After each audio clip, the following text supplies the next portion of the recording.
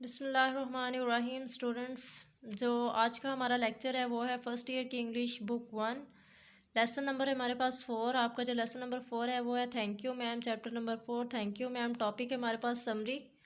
Summary को समझने के लिए, समरी को पढ़ने के लिए इसको मैं इजी लफ्ज़ों में आपके सामने बयान करूँगी कि इस टोटल स्टोरी के अंदर हमें क्या चीज़ समझाई गई है, क्या मैसेज कन्वे किया गया और क्या बताया गया। शॉर्ट लफ्ज़ों में बताऊँगी और इजी करके बताऊंगी। तो इसको समझने के लिए, समरी को समझने के लिए पहले हमें ये पता होना चाहिए कि इसके अंदर मौजूद जो करैक्टर्स हैं वो कौन कौन से हैं। इसके अंदर स्टूडेंट्स दो करैक्टर्स हैं। एक मिसेस लोला बेट्स वॉशिंगटन जॉन, ये एक ही नाम है।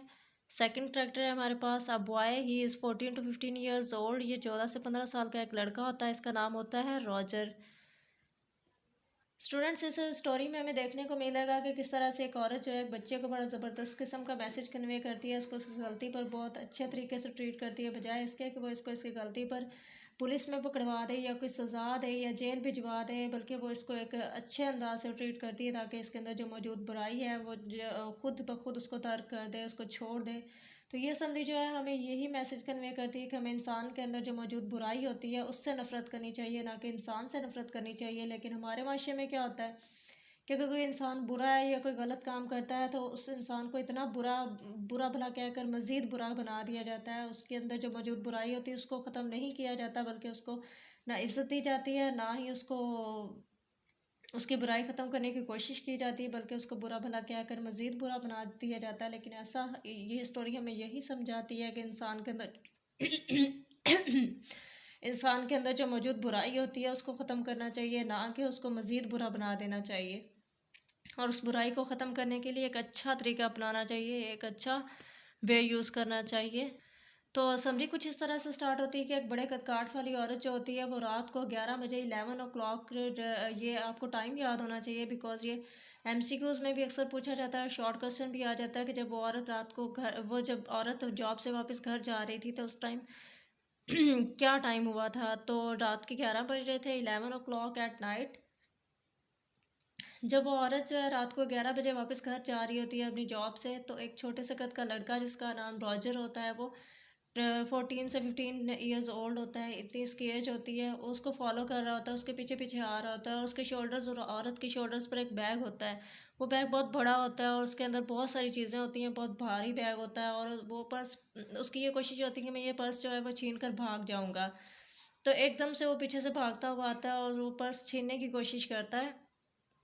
लेकिन जैसा कि वो उम्मीद करता है कि मैं ये बैग जो है, ये पर्स जो है वो छीन कर भाग जाऊंगा, ऐसा वो कर नहीं पाता क्योंकि वो बहुत बैग भारी होता है और वो बैग की जो पट्टी होती है वो टूट जाती है और वो खुद लड़का जो वो भी नीचे ज़मीन पर गिर जाता है। जब वो गिर जाता है तो औरत जल्दी से जो आगे बढ़ती है उसको उसके कॉलर से पकड़ती है और पकड़ के ऊपर उठा लेती है और उसको कहती है चलो जो वो नीचे मेरी पॉकेट बुक पड़ी है उसको पकड़ो, उठाओ, मुझे दो। उसे नीचे झुकाती है, वो उठा करके उसको देता है। उस वक्त वहाँ से कुछ लोग गुजर रहे होते हैं, कुछ ये मामला देख रहे होते हैं, कुछ खड़े हो जाते हैं देखने के लिए, कुछ जो है वो चलते जाते हैं देखते हुए, लेकिन वहाँ पे उसको कोई बात भी नहीं करता। तो इतने में औरत वो जो है उससे पूछती है, उस लड़के से, क्या तुम्हें शर्म नहीं आती कि तुम इस तरह के गलत काम करते हो, रात के इस टाइम तुम औरतों को डिस्टर्ब करते हो और गली मोहल्ले में जाती हुई को, तो तुम शर्मिंदा नहीं हो? तो वो कहता है जी मैं शर्मिंदा हूँ, मैं बहुत शर्मिंदा हूँ, मुझे आप छोड़ दें, मुझे माफ़ कर दें।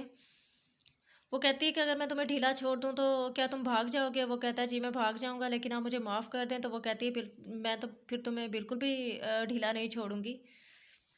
तो फिर वो इसको घसीटते हुए अपने साथ ले जाना शुरू कर देती है, लेकर चलना शुरू कर देती है। तो वो उसके रिक्वेस्ट करता है कि मैडम मुझे छोड़ दें, मुझे माफ़ कर दें। तो वो कहती है कि मैं तो चुपचाप अपनी जॉब से वापस अपने घर जा रही थी, तो क्या मैंने तुम्हें आकर डिस्टर्ब किया था? तुम पीछे से भागते हुए आए, तुमने बैग छीनने की कोशिश की और फिर तुम इस तरह से गिरे और मैंने तुम्हें पकड़ लिया। डिस्टर्ब तो तुमने किया था ना? क्या मैंने तुम्हें डिस्टर्ब किया था? वो कहता है बिल्कुल भी नहीं, आपने मुझे डिस्टर्ब नहीं किया था। मैं मानता हूँ मेरी गलती है और मैं माफ़ी मांगता हूँ, आप मुझे जाने दें, मुझे छोड़ दें।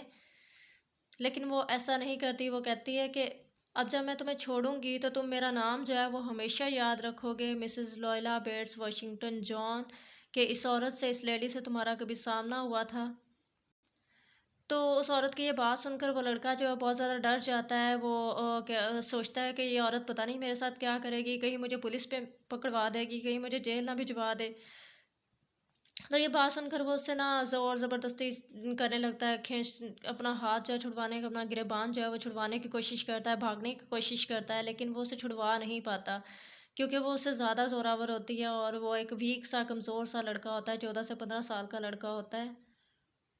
जब वो छुड़वा कर भागने की कोशिश करता है, उसको मज़ीद मज़बूती से पकड़ कर उसको खींचते हुए अपने कॉलर के साथ, कॉलर से पकड़ कर खींचते हुए अपने सामने ले आती है और अपने बाजू के अंदर जो उसकी गर्दन दबोच लेती है और उसको बताती है कि तुम मेरे जो शिकंजे से जान छुड़ा कर भाग नहीं सकते।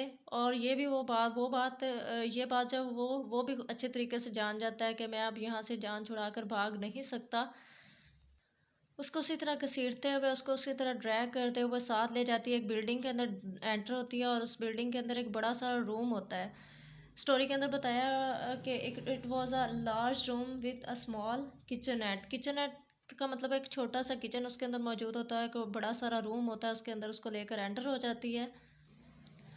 अब बच्चा वो जो है जो वहाँ पर जाता है, वो लड़का वहाँ पर जाता है उस रूम में, तो वो देखता है उसके इर्द गिर्द और भी रूम्स होते हैं, वहाँ पर और भी लोग मौजूद होते हैं, कुछ लोग बातें कर रहे होते हैं, कुछ लोग चाय पी रहे होते हैं, कुछ लोग हंसी मजाक कर रहे होते हैं। और इस तरह वो उसको हौसला होता है कि चलो मैं यहाँ इस बिल्डिंग के अंदर जो है वो अकेला नहीं हूँ, वहाँ यहाँ पर और भी लोग मौजूद हैं। औरत जो है वो उसको एक कमरे के दरमियान में लाकर छोड़ देती है और वो जो लड़का होता है, he looks at the loop, वो दरवाजे की तरफ देखता है और फिर वो वुमन वुमेन की तरफ देखता है। फिर दरवाज़ा खुला होता है, उसकी तरफ देखता है कि वो सोचता है कि अगर मैं भाग जाऊँ तो क्या ये औरत मुझे पकड़ पाएगी। वो भागने की कोशिश करने लगता है, वो सोच रहा होता है अगर मैं भाग जाऊँ तो क्या क्या ये मुझे पकड़ पाएगी। इतने में वो औरत जो है वो उसको कहती है कि तुम जाओ अपना पहले फेस वॉश कराओ, ये बहुत डर्टी हो चुका है, बहुत गंदा हो चुका है, अपना मुंह धो लो जाकर। और उसको कहती है कि तुम मेरे बेटों की तरह आओ। और जब वो वॉश बेसिन के पास जाता है मुंह धोने के लिए, तो उसको कहती है कि थोड़ा सा पानी जो है वो खुला छोड़ लेना पहले, ताकि वार्म वाटर आ जाए, गर्म पानी थोड़ा सा आ जाए, तुम अच्छे तरीके से अपना फेस वॉश कर सको। जब वो वॉश बेसिन के पास जाता है, वो अपना फेस वॉश कर चुका होता है, तो उसको एक क्लीन टॉवल देती है, एक साफ़ तौलिया देती है उसका मुंह साफ़ करने के लिए। फेस वो अपना टॉवल पकड़ता है और अपना फेस साफ़ करता है। अब जो है वो फेस साफ करके अपना टॉवल के साथ उस औरत की तरफ दोबारा देखता है कि पता नहीं अब ये मेरे साथ क्या करेगी, कहीं मुझे जेल तो नहीं भिजवाने लगी। वो इतने में वो औरत कहती है कि मुझे लगता है कि तुम्हें भूख भी लगी होगी, शायद इसीलिए तुमने मेरा पर्स जो है वो छीनने की कोशिश की है। तुम बैठो, मैं तुम्हारे लिए खाना बनाती हूँ। तो वो कहता है नहीं नहीं, मुझे भूख नहीं लगी। वो उसको बताता है, वो कहता है he I wanted to buy a sweat shoes, मैं चमड़े के शूज़ ख़रीदना चाहता था। वो कहती है कि अगर तुम्हें जूते ख़रीदने थे तो तुम चोरी करने की क्या ज़रूरत थी, तुम मुझसे पैसे मांग लेते। तुम मुझे कह सकते थे कि मुझे शूज़ ख़रीदने हैं, मुझे उसके लिए पैसे चाहिए, तो मैं तुम्हें दे देती। तो इस पर जो वह लड़का है वो उसको बड़े हैरान और परेशान नज़रों से देखने लग जाता है कि ऐसे लोग भी दुनिया में मौजूद हैं, अगर मैं इससे पैसे मांगता अपने जूते लेने के लिए तो क्या वो मुझे दे देती। तो इस पर जो औरत है वो कहती है, देखो बेटा, मैंने भी ज़िंदगी में बहुत सारी गलतियाँ की हैं, मुझसे भी गलतियाँ हुई हैं। तो इस पर वो जल्दी से पूछता है, वो कहता है कि क्या आप भी चोरियाँ किया करती थी? तो वो कहती है, बिल्कुल भी नहीं, मैं ऐसा नहीं करती थी, मैं ये नहीं कहना चाह रही थी, लेकिन जो गलतियाँ मुझसे हुई, जो गलतियाँ मैंने की थी, वो मैं तुम्हें बिल्कुल भी नहीं बताऊँगी। खैर अब जो है वो औरत कहती है कि अब काफ़ी देर हो चुकी है, अब तुम्हें भूख भी लगी होगी, मुझे खाना बनाना चाहिए, तुम्हें खाना चाहिए। तो वो अपने डे बेड से उठती है, अपने सोफ़े से उठती है और स्मॉल किचन एट, एक छोटा सा किचन होता है उस रूम के अंदर, वहाँ पर जाकर खाना बनाना शुरू कर देती है, खाना बनाने में लग जाती है। तो इतने में वो लड़का उससे पूछता है कि अगर आपको बाज़ार से कुछ चाहिए तो मैं लाकर दे सकता हूँ। तो वो कहती है, नहीं नहीं, मुझे तो कुछ नहीं चाहिए बाज़ार से, अगर हाँ अगर तुम अपने लिए कुछ लाना चाहो, अपने लिए कुछ ख़रीदना चाहो बाज़ार से, तो जाकर ला सकते हो। वो कहता है कि नहीं, मुझे भी कुछ नहीं चाहिए। अब जो औरत है इस दौरान जो अपना पर्स है वो उसी टेबल पर छोड़ जाती है। वो टेबल जो है लड़के के पास पड़ा होता है, उस टेबल पर अपना पर्स छोड़कर वो अपनी किचन में चली जाती है, खाना बनाने लग जाती है। अब वो इस बात की परवाह नहीं करती कि बच्चा कहीं जो है मेरा पर्स लेकर जो भागेगा तो नहीं, वो दोबारा तो चोरी नहीं कर लेगा। वो ऐसा क्यों करती है? क्योंकि वो जान जाती है कि ये जो लड़का है, ये जो बच्चा है, ये क्रिमिनल नहीं है, ये मासूम है। और वो उसको ये बताने की कोशिश करती है कि मैं तुम पर ट्रस्ट करती हूँ, मैं तुम पर भरोसा रखती हूँ। अब वो लड़का जो है उसको भी इस बात का अंदाज़ा हो जाता है कि ये जो औरत है वो मुझे जेल नहीं भिजवाएगी, ये एक नरम दिल रखने वाली औरत है और ये मेरे साथ अच्छा सलूक करेगी। तो वो भी वहाँ पर बैठ जाता है और वो जानबूझकर वो भी इस बात का ख्याल रखता है, वो भी जानबूझकर वो किचन में खड़ी होती है, जानबूझकर एक ऐसी जगह पर बैठना चाहता है जहाँ पर जो है वो किचन में खड़ी आसानी से उसको देख सके। अगर वो देखना चाहे, अगर वो तिरछी नज़रों से भी देखना चाहे, तो आसानी से मैं उसको सामने बैठा नज़र आऊँ, उसको कंफर्म हो जाए कि मैं यहाँ से भागा नहीं हूँ, मैं यहीं पर बैठा हूँ। वो इस बात का ख्याल रखता और उसके सामने किचन की, जहाँ से किचन में इजीली नज़र जा सके और वो मैडम जो है वो उस लड़के को इजीली देख सके, वहाँ पर उसी जगह पर, उसी कॉर्नर पर वो जाकर बैठ जाता है सोफ़े पर। हॉल में, रूम में जो है वो सोफ़े पर बैठता है कि वो मैडम आसानी से मुझे देख पाए यहाँ से, क्योंकि वो नहीं चाहता होता उस औरत का जो उस पर एतबार होता है वो दोबारा टूटे। अब जब जो है वो खाना बना लेती है, वो टेबल सेट करती है, टेबल के ऊपर खाना लगाती है और उसको खाने के लिए कहती है, और इस दौरान वो उससे कोई ऐसा सवाल नहीं करती, कोई ऐसी बात नहीं पूछती कि तुम कहाँ से हो, तुम्हारे माँ बाप क्या करते हैं, तुम्हारे बहन भाई क्या करते हैं, तुम्हारे कितने बहन भाई हैं, इस किस्म का कोई सवाल नहीं करती। वो ऐसा क्यों करती है? वो ऐसा कोई सवाल उससे करना नहीं चाहती, ऐसी कोई बात भी पूछना नहीं चाहती जिससे वो शर्मिंदा हो, जिसके जिस जिस बात से, जिस सवाल से उसके दिल के अंदर शर्मिंदगी पैदा हो, वो उससे ऐसी कोई बात पूछना नहीं चाहती होती, बल्कि वो ख़ुद अपनी जॉब के बारे में उसको बताती है कि इस तरह से मैं एक होटल का जो है ब्यूटी पार्लर है उसमें काम करती हूँ, ब्यूटी सैलून जाती हूँ। और वो उसको बताती है किस तरह वहाँ पर मुख्तलिफ़ किस्म की जो हैं वो औरतें आती हैं, कोई सुर्ख बालों वाली, कोई सुनहरे बालों वाली, और किस तरह से मैं उनको डील करती हूँ। तमाम डिटेल जो अपनी जॉब की होती है वो उसके साथ शेयर करती है। अब जब वो खाना खा चुका होता है तो वो एक केक लेकर आती है, केक काटती है और उसको केक काट कर हाफ उसके सामने पेश करती है, कहती है कि ये भी तुम खा लो। केक खाने के लिए उसको देती है। जब वो केक खा चुका होता है, खाना खाकर वो फ्री हो चुके होते हैं, तो अब वो उसको $10 जो होती है, $10 देती है और उसको कहती है कि ये तुम जाकर अपने लिए स्वेट शूज़ ख़रीद लेना, अपने लिए एक चमड़े के शूज़ ख़रीद लेना, चमड़े के जूते ख़रीद लेना। यहाँ पर वो जो मैडम होती है, वो जो औरत होती है, उसको एक बहुत ज़बरदस्त किस्म का एक जुमला बोलती है, एक सेंटेंस बोलती है। वो कहती है, बेटा अगर जो तुम जूते जो है गलत तरीके से हासिल करोगे, जो जूते तुम गलत तरीके से हासिल करोगे, वो तुम्हारे पाँव को जला देंगे। मतलब क्या है कि अगर तुम गलती करोगे, कोई भी ज़िंदगी में गलती करोगे, तो अल्टीमेटली उसका अंजाम जो है वो तुम्हें भुगतना पड़ेगा। ये नहीं हो सकता कि तुम गलती करो और कोई पूछने वाला तुम्हें ना हो, कोई सज़ा देने वाला ना हो।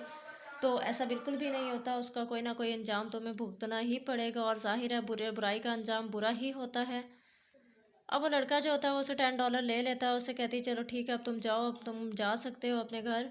तो जाते जाते जब वो उसे दरवाजे तक छोड़ने जाती है, तो वो लड़का बाहर की तरफ जा रहा होता है और पीछे मुड़कर उस औरत की तरफ देखता है। वो बहुत कुछ कहना चाहता होता है, सिवाय इसके थैंक यू मैम के अलावा भी वो उससे बहुत कुछ कहना चाहता होता है।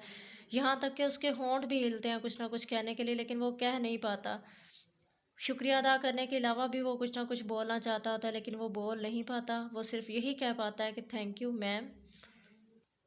ही wanted to say something other than thank you ma'am, but he could not, लेकिन वो ऐसा कर नहीं पाता। ऑल्थो हिज लिप्स मूव, उसके अगरचे होंठ भी हिलते हैं कहने के लिए, लेकिन वो कह नहीं पाता। तो इतने में जो औरत है वो उसका अल्लाह हाफिज़ बोल कर दरवाज़ा बंद कर देती है और वापस मुड़ जाती है। यहाँ पर हमारा जो चैप्टर है, यहाँ पर हमारी जो स्टोरी है थैंक यू मैम, वो ख़त्म हो जाती है।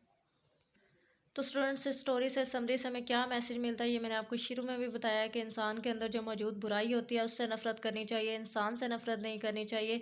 जो उसके अंदर मौजूद बुराई होती है उसको मिटाने की कोशिश करनी चाहिए, इंसान को ही मिटाने की कोशिश नहीं करनी चाहिए। और उस गलती को, उस बुराई को ख़त्म करने का अच्छा तरीका, अच्छा वे अपनाना चाहिए। तो ये तमाम वो समरी थी और इसकी जो स्टोरी थी वो मैंने आपको इजी और आसान लफ्ज़ों में बता दिया, और इसका मैसेज जो इस पूरी समरी से हमें मिलता है वो भी मैंने आपको बता दिया है। मैं उम्मीद करती हूँ आप लोगों को समझ आई होगी। तो आज के लिए इतना ही। नेक्स्ट लेक्चर में जो हम इसके क्वेश्चन आंसर्स और जो इम्पोर्टेंट सिनोनिम्स हैं उनको डिस्कस करेंगे, जो इस पेपर के पॉइंट ऑफ व्यू से इम्पोर्टेंट हैं और पेपर में आ सकते हैं, एमसीक्यूज़ में आ सकते हैं, वो डिस्कस करेंगे। Thank you.